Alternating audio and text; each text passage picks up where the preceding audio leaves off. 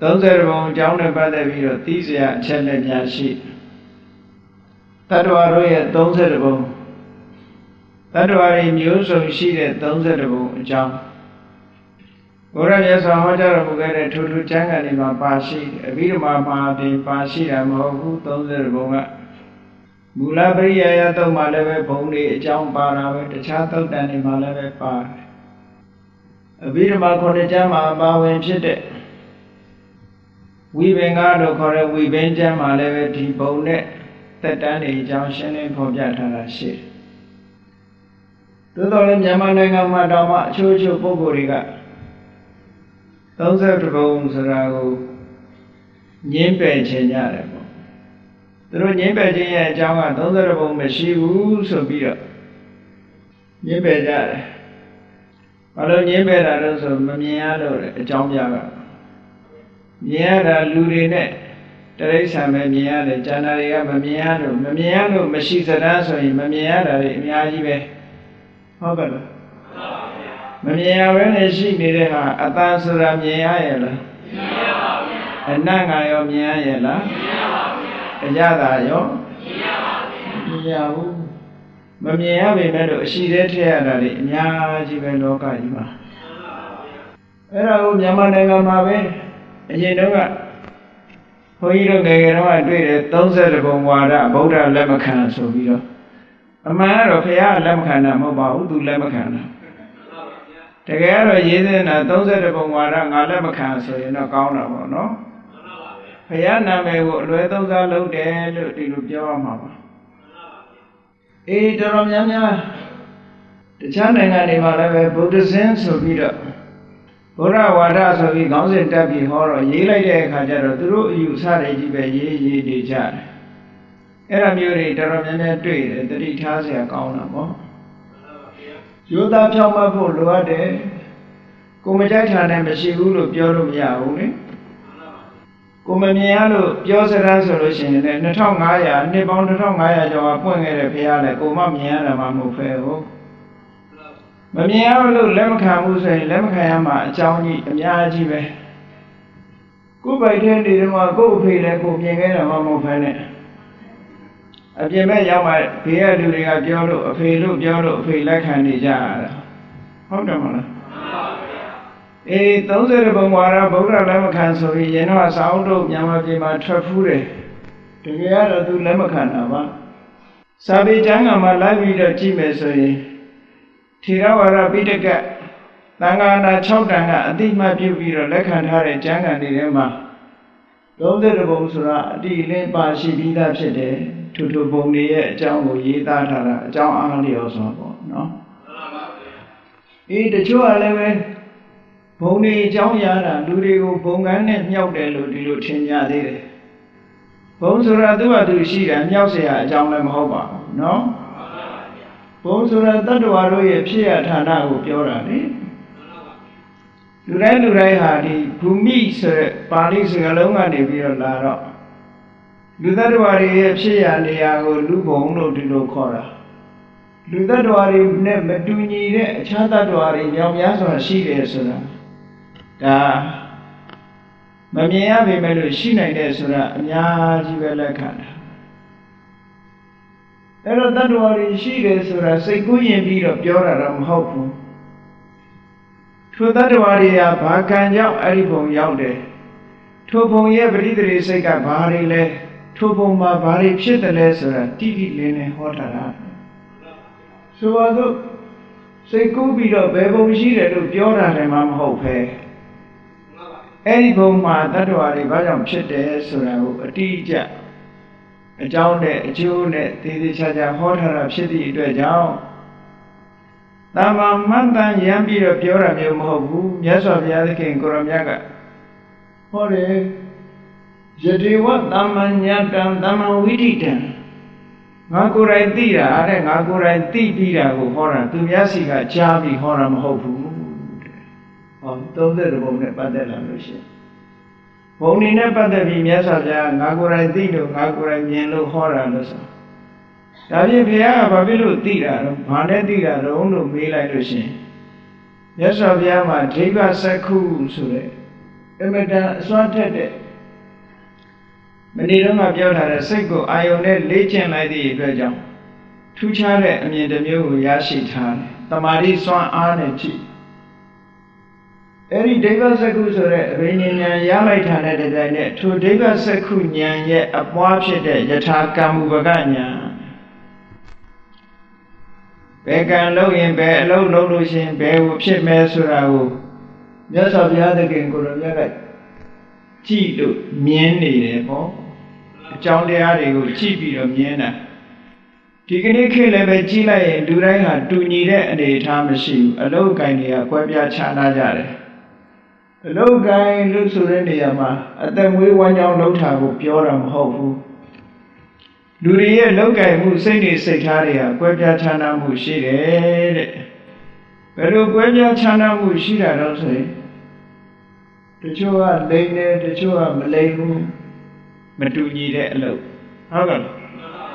တချို့ကသူများအသက်ကိုတတ်တယ်တချို့ကသူများအသက်တတ်ချင်းမှရှောင်တယ်ဟောမတူညီတဲ့အလုပ်တချို့ကသူများဥစ္စာခိုးတယ်လေလီကြီးပြားပြီးတော့ယူတယ်တချို့ကသူများဥစ္စာဆိုလက်ဖြားနဲ့မှမတူဘူးဟောတချို့ကသူတစ်ပါးသားမယားစော်ကားတယ်ပြစ်မှားတယ်တချို့ကစိတ်ကူးတဲ့တောင်မထည့်ဘူးမတူညီတဲ့အလုပ်တွေမရှိဘူးလားရှိပါဘူးမတူညီတဲ့အလုပ်တွေရှိနေတာကိုတော့သေချာမြင်ကြရတာပဲလေကိုယ့်ရဲ့ပတ်ဝန်းကျင်မှာပဲရှိတယ်အေးအဲ့လိုပဲနှုတ်နဲ့ပတ်သက်လာလို့ရှိရင်လေတချို့ကလိန်ပြောတယ်တချို့ကမှန်တာကိုသာပြောတယ်တချို့ကတယောက်နဲ့တယောက်မတည့်အောင်လိုက်ပြီးတော့သတ်ရှိုးတယ်ဂုံးတိုက်တယ်မတည့်အောင်လိုက်ပြောတယ်ဂုံးချောတယ်တချို့ကြတော့မဟုတ်ဘူးမတည့်တဲ့လူတဲ့အောင်ဖေးပြီးမှပြောတယ်ညီညွတ်အောင်စိတ်ဆက်ပေးတယ်တချို့ကြတော့ဆဲတတ်တယ်တချို့ကမဆဲတတ်ဘူးတချို့ကအကျိုးမရှိတဲ့စကားတွေမဟုတ်တန်တရားတွေရှောက်ပြောတယ်တချို့ကမပြောတတ်ဘူးမှန်တာကိုသာပြောတယ်ဟုတ်တာတွေကိုသာပြောတယ်ဆိုတော့အပြောနဲ့ပတ်သက်လို့လေလူတွေကတယောက်နဲ့တယောက်တူညီမှုရှိရလားရှိပါဘူးမရှိဘူးဒီအချက်ကတော့ထင်ရှားနေတာပဲလေနောက်တစ်ခုစိတ်နေစိတ်ထားကြည့်အောင်မလားတချို့ကသူများပစ္စည်းကိုယ်ပစ္စည်းရလို့မှုဆိုတဲ့လောဘဇောအမြဲတိုက်နေတယ်သူများပစ္စည်းကိုယ်ပစ္စည်းဖြစ်ခြင်းနဲ့အဘိဓါတရားတွေလွှမ်းမိုးနေတယ်တချို့ကြတော့သူများပစ္စည်းကိုယ်ပစ္စည်းဖြစ်ဖို့နေနေတာလှဲ့တော်မကြည့်ဘူးသူများပစ္စည်းကိုတည်ရကြဘူးအဲ့လိုပုံမျိုးမျိုးလည်းရှိတာပဲ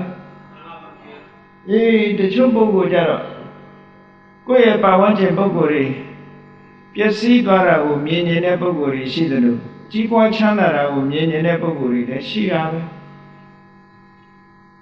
ကံကံ၏အကျိုးကိုမယုံကြည်တဲ့သူတွေရှိတယ်လို့ကံကံ၏အကျိုးကိုလက်ခံယုံကြည်ထားတဲ့ပုဂ္ဂိုလ်တွေလည်းရှိတယ်ဆိုတော့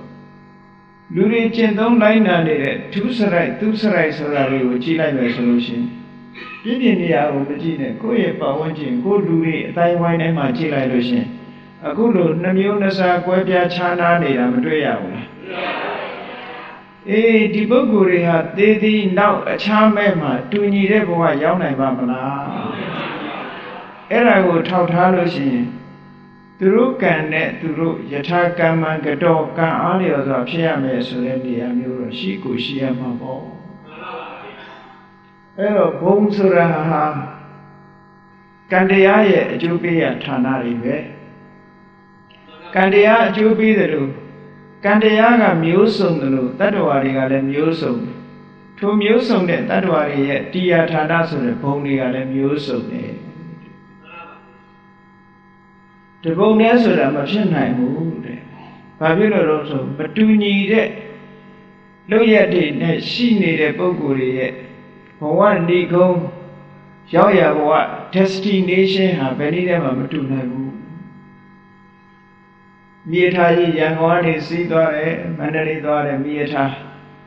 လမ်းမှာဘူတာတွေဆိုက်ပြီးတော့သွားတယ်ဆိုတချို့ကလမ်းဘူတာတွေဆင်းသွားတယ်မန္တလေးကြီးသွားတဲ့လူတွေမဟုတ်ဘူးအဲ့ဒါမျိုးလိုပဲကံမျိုးစုံလောက်ထားတော့လူတွေရဲ့ဘဝခရီးလမ်းတွေဟာလည်းပဲမျိုးကိုစုံနေအောင်ရှိအဲ့ဒီမျိုးစုံနေတာတွေကိုပဲဂတိ၅ပါးလို့အကျမ်းမြင်အားဖြင့်ပြောမယ်ဆိုလို့ရှိရင်ဂတိ၅မျိုး destination လို့ခေါ်တယ် ခရီးဆုံး၅မျိုးကမ္ဘာလောကကြီးကိုကြည့်မယ်ဆိုရင်လူတွေခရီးသွားနေကြတာဟာကိုယ်ဥတည်ချက်နဲ့ကိုယ်သွားနေကြတာဘယ်ပုဂ္ဂိုလ်ဘယ်သွားနေတယ်ဆိုတာဟာသူကင်ထားတဲ့လက်မှတ်ကိုကြည့်လို့ရှိရင်သိတယ်ပေါ့သူစီးထားတဲ့မြေထားပေါ်ကြည့်လိုက်ရင်လည်းသိတယ်သို့သောမြေထားနဲ့စီးသွားတဲ့လူရှိတယ်လို့ကားနဲ့စီးသွားတဲ့ပုဂ္ဂိုလ်တွေလည်းရှိတယ်တခြားနိလန်းနဲ့လေယာဉ်ပြန်နဲ့သွားတဲ့ပုဂ္ဂိုလ်တွေလည်းရှိတယ်အဝင်ထွက်များတဲ့နိုင်ငံတကာလေဆိပ်ကြီးတွေမှာကြည့်မယ်ဆိုရင်မြန်မာပြည်အဒီနာစင်ကာပူတို့ထိုင်းတို့ကြည့်လိုက်မယ်ဆိုလို့ရှိရင်စင်ကာပူမှာဆိုရင်10မိနစ်တစ်စင်းလောက်လေယာဉ်ကြီးတွေဆင်းနေတာအဲ့ဒီ10မိနစ်တစ်စင်းလောက်ဆင်းနေတဲ့ဆင်းလိုက်တက်လိုက်ဆင်းလိုက်တက်လိုက်လေယာဉ်ကြီးတွေလူတွေကသွားလာနေကြတာရှိပဲကွန်သွားလာနေတဲ့လူတွေက destination အားလုံးဟာတူညီကြတာမဟုတ်ဘူးတဲ့သူတို့ကင်ဆောင်ထားတဲ့လက်မှတ်အတိုင်းသူတို့သွားနေကြတာလူဘုံလူဘဝရောက်လာတဲ့အခါမှာဆိုရင်လည်းကံဆိုတဲ့လက်မှတ်တွေဝယ်ထားပြီးတော့ထိုကံရှိရကံအကျိုးပေးရပုံကိုဥတည်ပြီးတော့သွားနေကြတာလို့အဲ့ဒါလို့သွားနေတာကိုမြတ်စွာဘုရားကမဆပြီးတော့ဟောတာမဟုတ်ဘူးခုနကပြောတဲ့ဒိဗ္ဗစက္ခုတဲမှာပါတဲ့ယထာကမ္မုပကအဘိညာဉ်ဆိုတဲ့ဉာဏ်တော်ကြီးနဲ့တလောကကြီးကိုခြုံငုံပြီးတော့ကြည့်လိုက်တဲ့အခါမှာဒီလူအဖြစ်ဒုစရိုက်တွေလုံးနေတယ်ဒီလူရဲ့သွားရလမ်းကဘယ်မှာလဲဆိုတော့မြတ်စွာဘုရားကမြင်နေလမ်းကြောင်းကြီး90တဲ့နေရာဌာနတစ်ခုမှာလမ်းကြောင်းကြီး90ရှိအဲ့ဒီလမ်းကြောင်းကြီး90ထဲမှာတခုသောလမ်းဆုံးမှာမိကြီးထွင်းကြီးရှိတယ်မြတ်စွာဘုရားမြင်တယ်ဒီလူတယောက်ကတော့မိကြီးထွင်းထဲသွားတဲ့လမ်းပေါ်ရှောက်နေပြီလမ်းဆုံးရင်တော့သူမိကြီးတွင်ကြီးတဲ့ကြပြီးတော့ဒုက္ခရောက်မှာပဲလို့ကြည့်တယ်ကြည့်တဲ့အတိုင်းပဲဒီလူကရှောက်ပြီးတော့သွားနေတာလမ်းလဲဆုံးရောမိကြီးတွင်ကြီးတဲ့ကြပြီးတော့ဒုက္ခရောက်တယ်အဲ့ဒါဘယ်လိုပုဂ္ဂိုလ်မျိုးတုံးဆိုတော့ငရဲဘုံရောက်သွားတဲ့ပုဂ္ဂိုလ်မကောင်းမှုဒုစရိုက်တွေလုံနေတဲ့ပုဂ္ဂိုလ်တယောက်ကိုမြတ်စွာဘုရားကမြင်တယ်ဒီလူဟာမိကြီးတွင်ကြီးရှိရာကိုဥတည်သွားလာနေပြီလို့ဒီလိုမြင်တာအဲ့လိုမြတ်စွာဘုရားကဂတိ5ပါးနဲ့ပတ်သက်ပြီးတော့မစ္စည်းမပါဏာသပါဠိတော်မှာမစ္စည်းမနိကေမှာဟောကြားထားတာရှိဥပမာလေးနဲ့ထို့တူပဲနောက်တစ်ခုကနောက်တစ်လမ်းကအဲ့ဒါကနိရိယဂတိဆိုတဲ့လမ်းနောက်တိရိစ္ဆာနဂတိဆိုတဲ့လမ်းဒီလူတယောက်ကတော့ဒီလမ်းပေါ်ရှောင်းနေပြန်ပြီအဲ့ဒီလမ်းရဲ့အဆုံးမှာဘာရှိတော့ဆိုအမတန်လက်လာတဲ့မစင်တွင်းကြီးရှိတယ်ဒီလူဟာဒီလမ်းတိုင်ရှောင်းနေရင်တော့မစင်တွင်းကြီးတဲ့ရောက်တော့မှာပဲလို့မြတ်စွာဘုရားဒိဗ္ဗစက္ခုဘိညာဉ်နဲ့ကြည်နေတယ်ဒီလိုကြည်နေရတယ်လို့မြင်နေတယ်ဒီလူလုံနေတဲ့အလုပ်တွေဟာနောက်ဆုံးဒီကိုဏီကုန်းချုပ်သွားမှာပဲလို့ကိုရောမြတ်ယထာကမ္မုပကအဘိညာဉ်နဲ့မြင်တဲ့အတိုင်းပဲထိုပုဂ္ဂိုလ်ဟာနောက်ဆုံးကြတော့မစင်တွင်းကြီးရဲ့ကြာသွားတယ်ဒါကဘယ်လိုပုဂ္ဂိုလ်ကြီးတုံးဆိုတရိစ္ဆာန်ဖြစ်သွားတဲ့ပုဂ္ဂိုလ်ပြော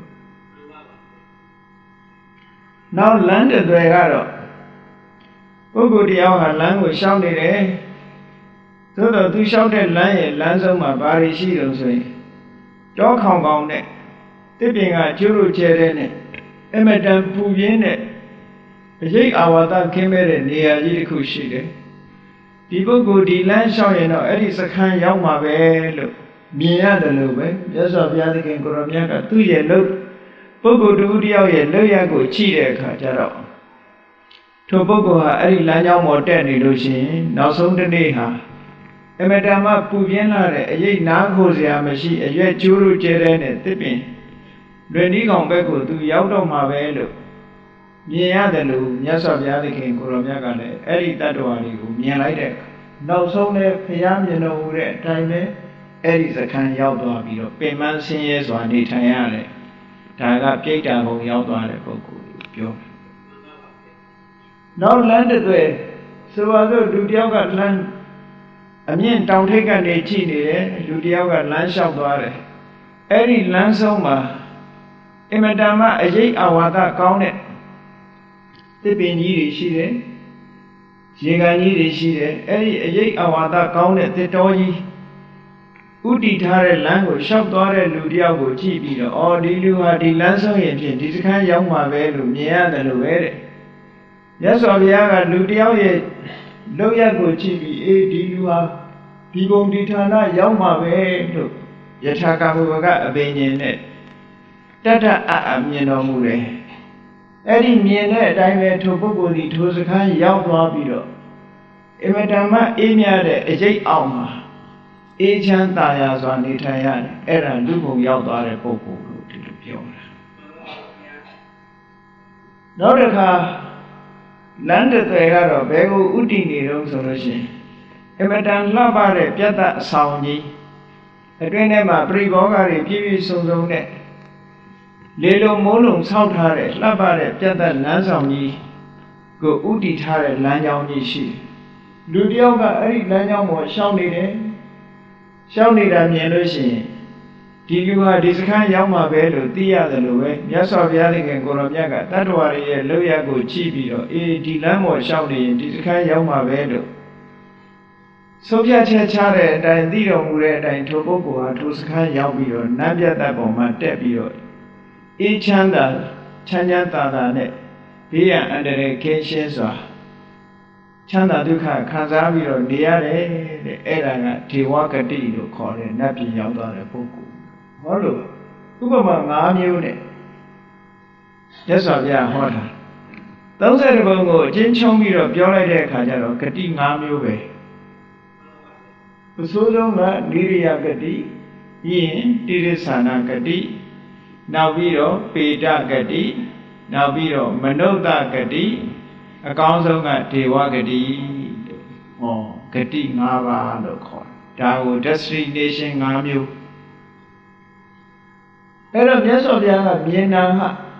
ဘာကိုကြည့်တာတော့ဒီပုဂ္ဂိုလ်ဒီရောက်လိမ့်မယ်ဆိုတာကြည့်တာပစ္စုပန်လောက်ရကိုကြည့်တာပစ္စုပန်သူလုံနေတဲ့အလုပ်သူလျှောက်လန်းနေတဲ့လမ်းကြောင်းကိုကြည့်ပြီးတော့ဆုံးဖြတ်ပြီးပြောပြမြတ်စွာဘုရားကပစ္စုပန်လုံနေတဲ့လောက်ရကိုလည်းမြင်တယ်လမ်းဆုံးစခန်းမှာဘာတွေရှိတယ်ဆိုတာကိုလည်းမြင်တယ်တောင်ထိပ်ကကြည့်နေတဲ့ပုဂ္ဂိုလ်ဒီအားလုံးကိုခြုံငုံပြီးတော့မြင်နေရတယ်လို့မြတ်စွာဘုရားကဟောဒိဗ္ဗစက္ခုအဘိညာဉ်ထဲမှာပါဝင်တဲ့ယထာကဝုပကဉာဏ်တော်ကြီးနဲ့ကြည့်လိုက်တဲ့အခါကျတော့ဒီလှုပ်လို့ရင်ဒီစခန်းရောက်မယ်ဆိုတာကိုမြတ်စွာဘုရားတတ်အပ်ပြောနိုင်တယ်ဒါကြောင့်မို့ဘုရားကသူများထံကကြားပြီးတော့တရားကိုဟောတာမဟုတ်ဘူးတဲ့ငါကိုယ်တိုင်မြင်တာငါကိုယ်တိုင်သိတာလို့ပြောတာဘာနဲ့မြင်ဘာနဲ့သိတာတော့ဆိုရင်ဒိဗ္ဗစက္ခုဉာဏ်ရဲ့အပွားဖြစ်တဲ့ယထာကမုကဉာဏ်နဲ့မြင်တယ်လို့ဒီလိုပြောရမယ်ယထာကမ္မဥပကဆိုတာယထာကမ္မဥပကမိမိလုပ်တဲ့ကံအားလျော်စွာထိုဘဝရောက်သွားကြတာတတ္တဝါကံကိုခွဲခြားစိတ်ဖြာပြီးတော့မြတ်စွာဘုရားသခင်ကိုရောမြတ်ကသိတယ်ဒီလှုပ်လို့ရင်ဒီလမ်းလျှောက်ရင်ဒီစခန်းရောက်လိမ့်မယ်ဒီလှုပ်လို့ရှိရင်ဒါမျိုးဖြစ်လိမ့်မယ်ဆိုတာပိုင်ပိုင်ခြားခြားသိတာအဲ့လိုပိုင်ပိုင်ခြားခြားသိပြီးတော့ဟောတာဖြစ်သောကြောင့်တဆင်ကြားနဲ့ဟောတာမဟုတ်ဘူးတဲ့မြတ်စွာဘုရားဟောထားတဲ့32ဘုံဆိုတာကံကိုအခြေခံပြီးတော့ဟောထားတာဖြစ်သောကြောင့်ကံရှိတယ်ဆိုတာအလုံးလက်ခံထားတဲ့ပုဂ္ဂိုလ်တိုင်းဟာ32ဘုံရှိတယ်ဆိုတာလက်ခံရမှာပေါ့ကံကိုလက်မခံဘူးဆိုရင်တော့32ဘုံလက်ခံမှာမဟုတ်ဘူးပေါ့မြတ်စွာဘုရားသခင်ကိုရောမြတ်ကဖန်ဆင်းတဲ့ဝါဒကိုလက်ခံတာလည်းမဟုတ်ဘူးအကြောင်းမဲ့ဝါဒကိုလက်ခံတာလည်းမဟုတ်ဘူးတကယ်အဖြစ်မှန်ကိုအကြောင်းနဲ့အကျိုးအကောင်းနဲ့အဆိုးသေချာခွဲခြားပြီးကိုယ်တိုင်သိရှိတာကိုမြတ်စွာဘုရားကလောကကြီးအကြောင်းကိုဟောတော်မူတယ်လောကကြီးဟာကြည့်မယ်ဆိုလို့ရှိရင်တတ္တလောကတဲ့သင်္ခါရလောကတဲ့ဩကာသလောကလို့လောကကြီး၃မျိုးရှိတယ်အဲ့ဒီလောကကြီးအကြောင်းကိုမြတ်စွာဘုရားကိုယ်တိုင်သိတော်မူလို့လောကဝိတုလို့ခေါ်တာမြတ်စွာဘုရားရဲ့ဂုဏ်တော်တွေဆိုတာ ကြည့်လိုက်ပြီးတော့ကြည့်မယ်ဆိုရင်မြတ်စွာဘုရားရဲ့ဂုဏ်တော်တွေဟာကိုရောမြတ်ရရှိထားတဲ့အရေးအချင်းတွေကြီးပဲတခြားဘာသာတွေကဘုရားကြည့်မယ်ဆိုလို့ရှိရင်သူတို့ရဲ့ဂုဏ်တွေကတတ္တဝါတွေနဲ့ဆက်ဆက်ပြီးတော့ပြောနေတာတွေပဲများတယ်ဖန်ဆင်းတော်မူတဲ့စွမ်းအားတို့ဟုတ်လားတဏှာတော်မူတဲ့ကရုဏာတရားတို့ဒါမျိုးတွေကြီးပဲများတယ်ဟောဂေါရမမြတ်စွာဘုရားဂုဏ်တော်တွေထဲမှာဖန်ဆင်းတော်မူတယ်ဆိုတာပါလားမပါဘူးဘလောက်ခြေနဲ့ဆရာကောင်းလို့ဆိုရင်မြတ်စွာဘုရားရဲ့အရေးချင်းမှကြည့်အရဟံဆိုတဲ့ဂုဏ်တော်လေးတစ်ခုကြည့်လိုက်တာနဲ့ပဲအလွန်ခြေနဲ့ဆရာကောင်းတယ်အရဟံကိုအဓိပ္ပာယ်မျိုးစုံဖွင့်ကြတယ်ကျမ်းစာတွေမှာအဓိပ္ပာယ်၅မျိုးဖွင့်ပြတယ်၅မျိုးထဲလဲပို့ပြီးတော့ဖွင့်ပြကြတယ်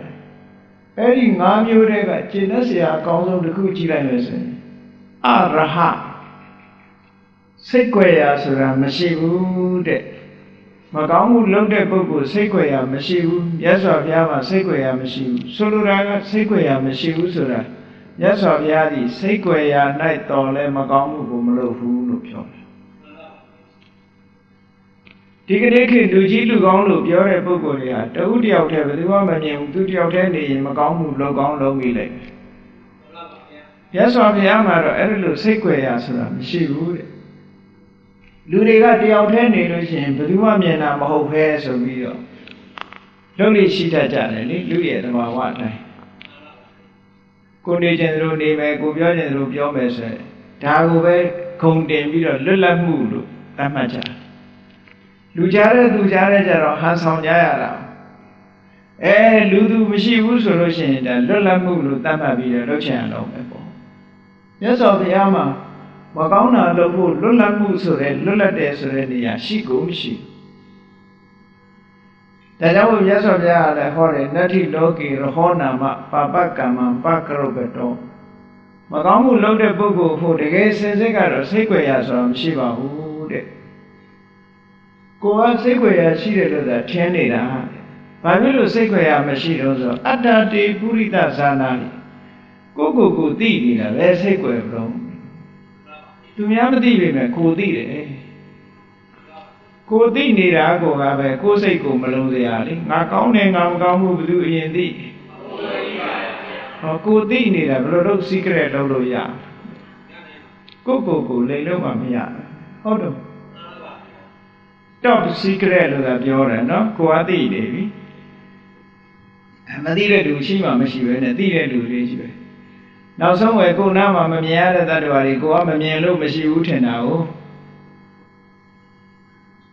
ပြီးပြင်းအိုင်းနေဘယ်လောက်ရှိနေမှမသိဘူးနဲ့ချောင်းကြည့်နေတဲ့မျက်လုံးကနော်ချောင်းမကြည့်ပေမဲ့လို့မြင်နေရတဲ့ပုဂ္ဂိုလ်တွေလောကမှာသူတစ်ပါးစိတ်သိတဲ့ပုဂ္ဂိုလ်တွေတို့ဝိလံတဲ့ဒေသကိုလှမ်းပြီးတော့မြင်နိုင်တဲ့ဒိဗ္ဗစက္ခုရှိတဲ့ပုဂ္ဂိုလ်တွေတို့နတ်တွေတို့ဆိုတာမြင်နေရတယ်ကိုကမမြင်ပေမဲ့သူကမြင်ကိုကတော့စိတ်ကြွယ်ရာထင်ပြီးတော့လို့တကယ်ကတော့စိတ်ကြွယ်ရာဆိုတာမရှိဘူးမြတ်စွာဘုရားရဲ့အည်သွေးရမကောင်းတာဆိုတာစိတ်ကြွယ်ရာမှတောင်မလုပ်ဘူးဆိုရင်ကန်းကုန်နေပြီပေါ့ဒါကြောင့်မို့လို့ခြေနဲ့ဆရာကောင်းသမ္မာသမ္ဗုဒ္ဓောကြည့်လိုက်အောင်မလားအလွန်ခြေနဲ့ဆရာကောင်းတယ်သမ္မာဆိုတာမှန်တဲ့အတိုင်းတန်ကိုယ်တိုင်ဗုဒ္ဓသိတယ်မှန်ကန်တဲ့အတိုင်းကိုယ်တိုင်သိတာ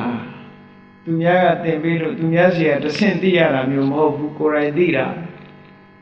ကိုယ်တိုင်သိတာနဲ့သူများစီကတဆင့်ပြောတာနဲ့ဘယ်တူမလဲသူများစီကတဆင့်ကြားတာပြောလို့ရှိရင်တော့လွဲချင်လွဲမှာပေါ့ဟိုလူကမှားနေရင်ကိုယ်လည်းမှားမှာပေါ့ကိုယ်တိုင်သိတာကြတော့မှားမှမရှိတော့တာကိုဒါကြောင့်မို့လို့မြတ်စွာဘုရားကအမတန်မှခြေတတ်เสียအားကိုးเสียကောင်းတယ်သမ္မာသမ္ဗုဒ္ဓော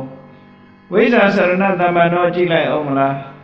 ဝိဇ္ဇာဆိုတာပညာဘက်ကပြည့်စုံနေပြီပညာတော့တော်ပါရဲ့အကျင့်ကမကောင်းဘူးလို့ပြောရမယ့်ပုဂ္ဂိုလ်မျိုးလည်းမဟုတ်ဘူးစရဏဆိုတဲ့အကျင့်တရားနဲ့လည်းပြည့်စုံနေဆိုအတိညာဘက်ကလည်းပြည့်စုံတယ်အကျင့်ဆိုတဲ့စရဏတရားဘက်ကလည်းပြည့်စုံတယ်ဆိုအကျင့်လည်းကောင်းတယ်အတိညာလည်းထက်မြက်တယ်ဆိုတော့လမ်းညွန်ပေးဖို့ရတဲ့လုံလောက်တဲ့အနေအထားမျိုးရှိတယ်တခြားဘုရားတွေမှာဒီလိုဂုဏ်မျိုးတွေမရှိသူတို့စာအုပ်တွေဖတ်ကြည့်ဒီဂုဏ်မျိုးမတွေ့ရဘ န်ဆင်းတော်မူတဲ့အရှင်သခင်ပဲဒါပဲနော်တခါတလေဖန်ဆင်းတော်မူတဲ့အရှင်သခင်ကစိတ်ဆိုးတော်မူသေးတယ်စိတ်ဆိုးတော်မူပြီးတော့ဓာတ်ခတ်တော်မူလိုက်သေးတာပေါ့သူခိုင်းထားတဲ့မလုပ်ရကောင်းလားဆိုပြီးတော့စိတ်ဆိုးပြီးတော့ဓာတ်ခတ်တော်မူသေးတယ်ကဲကောရမမြတ်စွာဘုရားဒါမျိုးမှမဟုတ်ပဲပေါ့တချို့ကတူတယ်ထင်တာဘုရားဆိုတာတဆူလေးပဲရှိတယ်နဲ့ရောင်ရောင်ဝါးဝါးလုပ်ပြီးတော့ပြောရကြတယ်ဘုရားဆိုတာတဆူလေးပဲအဲ့ဒီတဆူဆိုတာဘယ်သူလို့ဆိုတော့သူတို့ယုံကြည်တယ်ဘုရားတကယ်တော့ကောရမမြတ်စွာဘုရားဟောဒီရည်သွေးတွေကြောင့်ဘုရားဖြစ်တာတဲ့ဒါဘုရားရဲ့အရည်သွေးလို့ခေါ်တယ်ကဲဘုရားဆိုရင်ပြောတဲ့ဒီရည်သွေးတွေရှိရလားလို့မေးရမှာဒီရည်သွေးတွေမှာမရှိဘူးဥပမာပဲအကျင့်လည်းမကောင်းဘူးအသိဉာဏ်လည်းမပြည့်စုံဘူးဆိုတဲ့ပုဂ္ဂိုလ်တယောက်ရဲ့လမ်းညွှန်မှုဟာဘယ်လိုလုပ်မှန်နိုင်မှာတော့တဲ့သူဟောပြောတဲ့စကားလည်းဘယ်လိုလုပ်စိတ်ချရမှာတော့လို့သူကတော့ကိုယ်တိုင်ကျင့်ပြီးတော့ပေါက်ရောက်သွားတဲ့ပုဂ္ဂိုလ်ဖြစ်တယ်ကိုယ်တိုင်မကျင့်မဲနဲ့ဟောနေတာမဟုတ်ဘူးသူကတဆိုတာအောင်မြင်ပေါက်ရောက်ပြီးသားပုဂ္ဂိုလ်တတိယအဖြစ်အကျိုးရှိတဲ့စကားမှန်တဲ့စကားသူကြိုက်ချင်နေပါစေမကြိုက်ချင်နေပါစေအကျိုးရှိပြီးတော့မှန်ကန်တဲ့စကားဆိုလို့ရှိရင်အခါအားလျော်စွာပြောကြားလေးရှိတယ်ဆိုရယ်ဒီကျိုးပြောရေးဆိုတာနဲ့ပတ်သက်ပြီးတော့ချီးမွမ်းတယ်တတိယအဖြစ်လည်းပဲသူကတဆိုတာသုံးတရံနိဗ္ဗာန်ကိစ္စတိကိုယ်ကိုယ်တိုင်အောင်မြင်ပေါက်ရောက်ပြီးတဲ့ပုဂ္ဂိုလ်ကိုယ်ကိုယ်တိုင်ရောက်တဲ့နေရာကိုလမ်းညွှန်မှုပြုတယ်ဆိုတာကိုယ်ကိုယ်တိုင်မှမသွားဘဲနဲ့သူများကိုပို့ပေးတယ်ဆိုတာဟုတ်မှာမဟုတ်ပဲနော်ဒီဘုရားကိုယ်ကိုယ်တိုင်သွားပြီးတော့ကိုယ်ကိုယ်တိုင်ရောက်တဲ့နေရာကိုပို့ပေးတာလမ်းညွှန်ပေးတာဒါကြောင့်မို့သူကတအောင်မြင်ပေါက်ရောက်ပြီးတဲ့ပုဂ္ဂိုလ်လို့ဒီလိုလေးပဲတစ်မျိုးလေးဖွင့်ဆိုတာရှိတယ်နော်